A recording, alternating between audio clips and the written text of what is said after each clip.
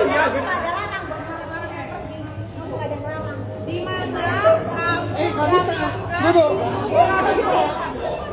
udah memfitnah produk saya di depan 20.000 orang. Juga melarang saya untuk pulang. Melarang? Masa Saya ini buktinya apa? Kami tanya sama.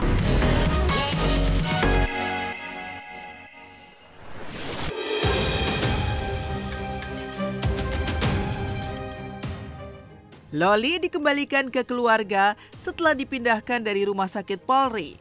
Rasman Nasution curiga Loli disembunyikan dan dibius.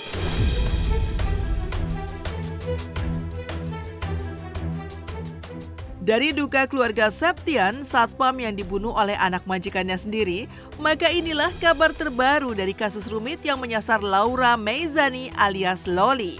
Ya, pasca diinapkan di Rumah Sakit Polri Kramat Jati usai kabur dari rumah aman karena merasa tidak nyaman ditempatkan bersama orang gangguan jiwa dan HIV, kini Loli ternyata sudah tidak lagi berada di rumah sakit milik Korps Bayangkara tersebut. Hal ini sontak menjadi tanda tanya Rasman Arif Nasution, pihak yang sempat diminta bantuan oleh Loli saat dirinya pergi dari rumah aman. Ya, kemarin Rasman langsung menyayangkan kurangnya informasi terkait proses pemindahan Loli dari Rumah Sakit Polri. Lantas benarkah Rasman akan membawa masalah ini ke berbagai lembaga sesuai pesan Loli? Jadi gini ya, jadi dari Rumah Sakit Kramat Jati sudah selesai melakukan pemeriksaan ya, sebagaimana yang dibutuhkan oleh penyidik, Datanglah ada kuasa hukum, kemudian dari Bude LM. Betul ya, dari keluarga yang mendatangi harus kita berikan dengan ada berita acara penyerahan. Terkait dengan Loli, saya sudah melakukan tracking tadi malam. Loli ternyata sudah dipindahkan dari Rumah Sakit Polri. Saya tidak tahu dia di mana berada, dan yang pasti menurut saya apa yang dia sampaikan ke saya akan tindak lanjuti. Apakah dia diambil dalam keadaan baik atau tidak, tapi apa yang dia sampaikan ke saya sesuai dengan pesan dia, saya akan teruskan kepada instansi terkait. Kita tanya ke dinas, jangan ke saya.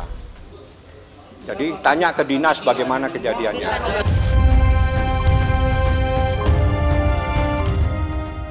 Selain mengaku aneh dan bingung, Rasman bahkan lebih jauh menduga jika ada kemungkinan Loli dibius saat dibawa keluar dari Rumah Sakit Polri.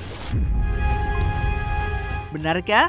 Tidak ingin hal ini menjadi polemik baru, Humas Polres Metro Jakarta Selatan pun langsung menjawab di mana keberadaan Loli seperti yang dipertanyakan Rasman. Ternyata Loli memang sudah diserahkan kembali kepada pihak keluarganya, yakni pihak Bude dan pengacara dari orang tuanya. Hal itu dilakukan lantaran pemeriksaan di Rumah Sakit Polri sudah selesai dilakukan. Proses penyerahan pun berlangsung damai dan tanpa paksaan. Benarkah Rasman merasa ada pihak yang ingin menyembunyikan Loli darinya? Saya hari Senin kemarin kan, dia pindah, saya cek. Selasa, Rabu saya kontak dengan kepala ruangannya, namanya Ibu Indra. Kamis, beliau juga masih komunikasi. Saya bilang saya mau komunikasi by phone, karena saya sedang berada di Bandung dan saya ke Medan. Dia bilang dibawa oleh budenya, nah secara diam-diam, dan ternyata informasi yang kami terima, dia keluar dari rumah sakit itu hari Jumat malam. Kalau ini sekarang Senin kan, Minggu, Sabtu, Jumat, berarti 3 hari yang lalu, dan itu malam-malam. Ya banyaklah dugaan, apakah dia dibius, baru dibawa sehingga dia nggak sadar atau apa, karena dia pasti akan melakukan perlawanan. Apakah dia dibius, baru dibawa sehingga dia nggak sadar atau apa, karena dia pasti akan melakukan perlawanan. Ya betul, jadi untuk Ananda LM kemarin dari penyidik sudah memberikan atau menyerahkan kembali ke keluarga.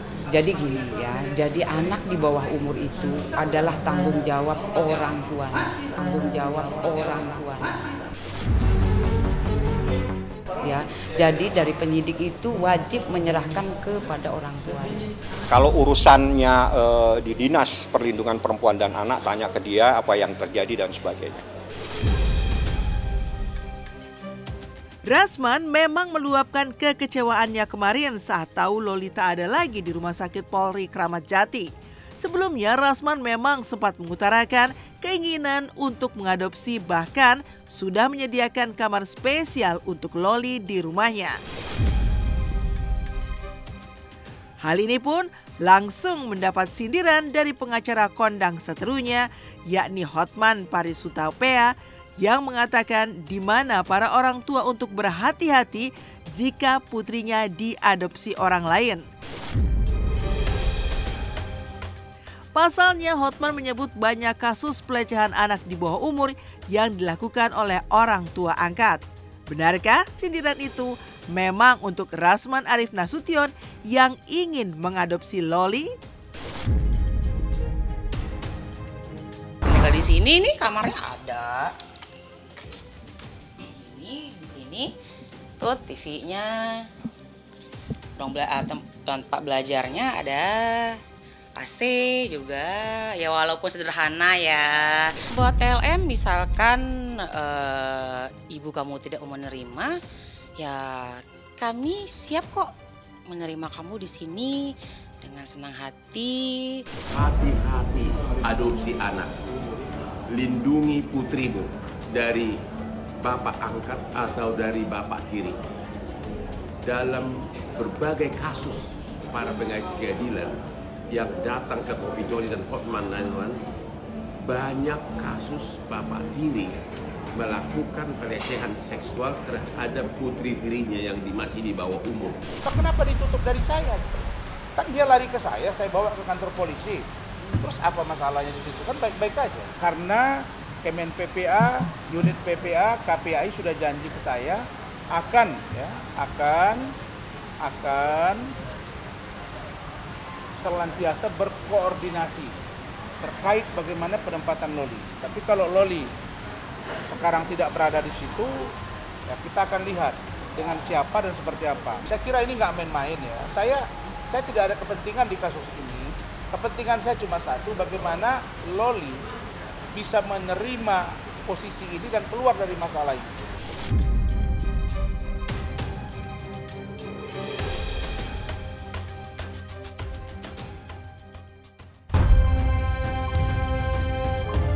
Sementara itu, tak kalah panas dari kisah Loli, ricu antara Dr. Richard Lee dan Sheila Saukia dengan konten kreator Doktif alias Dokter Detektif kian mendulang geger.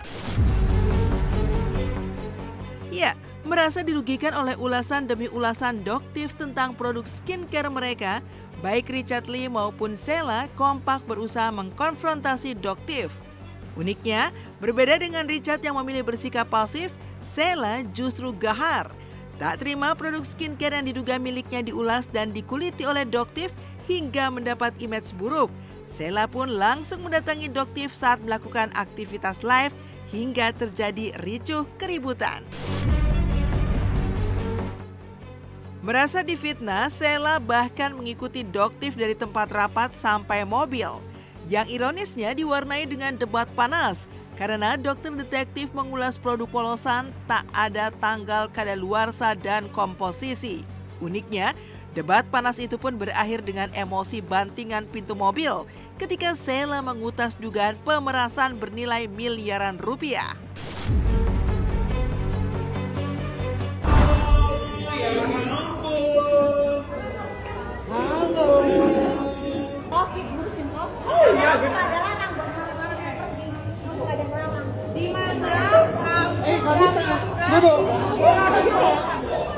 Udah memfitnah produk saya di depan 20.000 orang. Kamu juga melarang saya untuk pulang. Apa ya? Melarang, ini buktinya apa? Kami tanya sama mana beli. Sabar, saya akan memberikan kamu pulang ketika kamu tidak bertanggung jawab. Jadi nggak boleh ya guys, Doktif nggak boleh masuk ke dalam Aku mobil memang Doktif tidak sendiri. boleh kasih dia pulang sebelum dia membuktikan produk polosan itu dari mana dia beli? Dari mana kamu beli? Tidak ada keroyokan di sini, kan? Di sini orang disaksikan sama banyak orang, sama polisi juga. Aku bilang sama kalian, dia itu memeras Dr. Reja 20 miliar. Asal kalian tahu ya. Semua buktinya udah di Polda Metro Jaya. Daya guys, ini penipu, ini bukan peras. Di mana kau beli? Cuma tinggal jawab. Mana kau beli? Saya juga mau masuk juga, apa urusannya? Sangat Kita udah jam setengah 2 juga ya. Ditonton sama 29.000 orang juga ya, kita sangat dirugikan juga.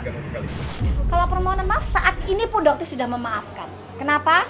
Ya mungkin mereka terpancing, ya mereka emosi, tapi proses hukum dokter sudah berjanji ke masyarakat tidak akan pernah dokter cabut.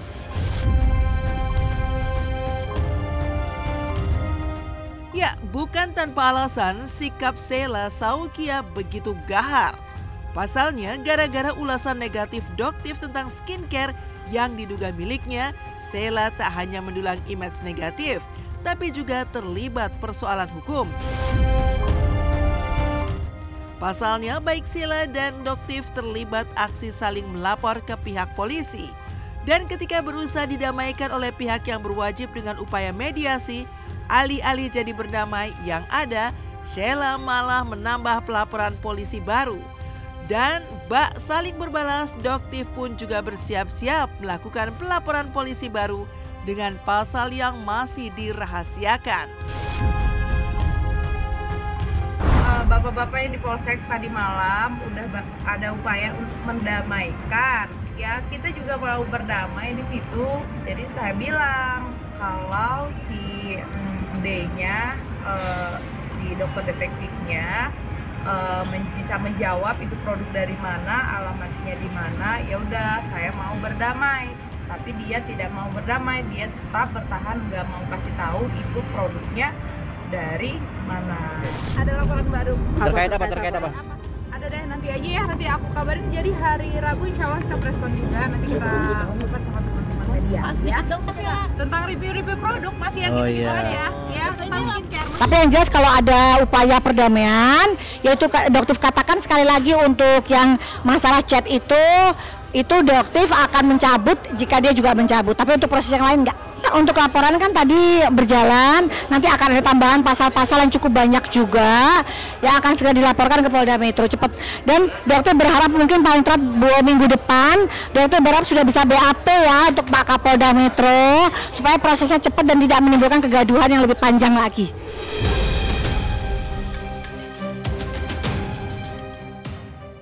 Tak ada kata damai, Doktif pun berusaha membuktikan bahwa ulasannya bukan sekedar tudingan, apalagi tanpa bukti dan fakta.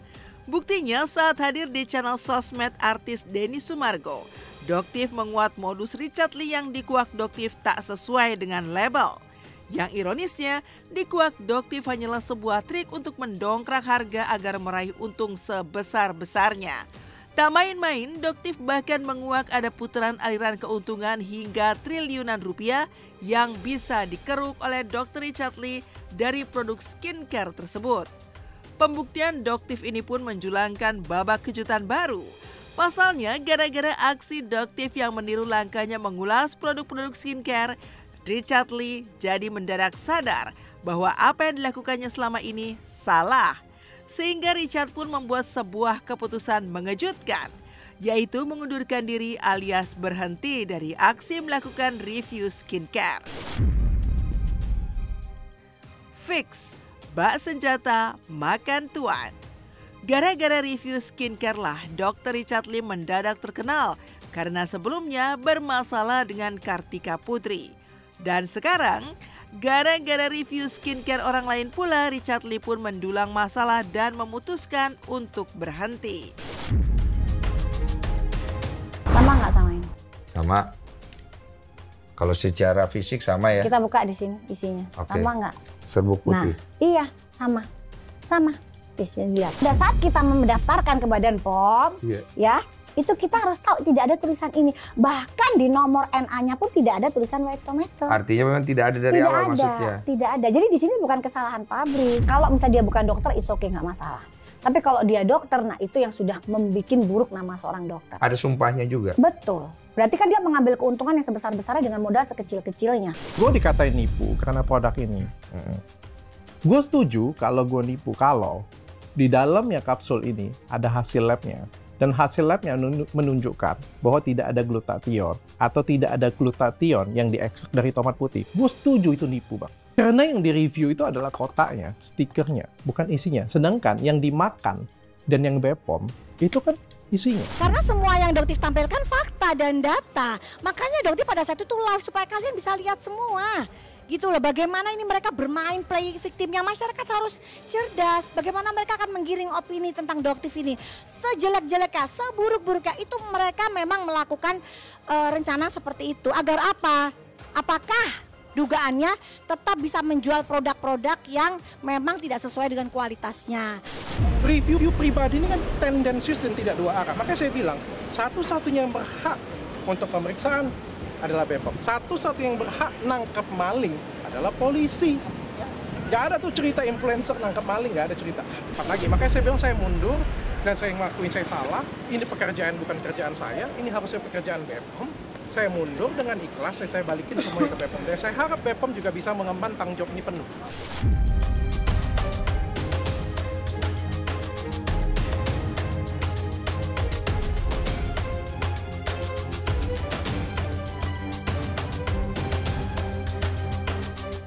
Ini aku sempetin pas bisa datang. Sejauh mana? Nggak jauh-jauh.